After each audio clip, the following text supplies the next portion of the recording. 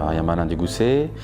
I am working at Dassault Systèmes for more than 22 years now, working first on V5, then on V6 and now on 3D Experience CATIA. Spent some time working on mechanical design, most of the time on relational design for mechanical parts for aerospace customers or transportation mobility customers. If you want to discover more on relational design capability in CATIA, you can have a look at the CATIA user community, in which I have posted several examples of what can be done on this topic.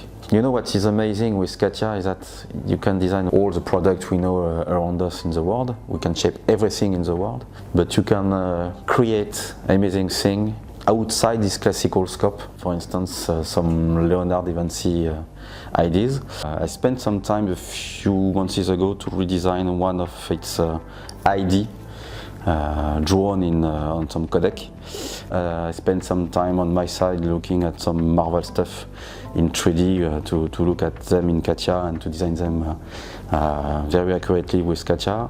And I am also very fan on art and science using CATIA.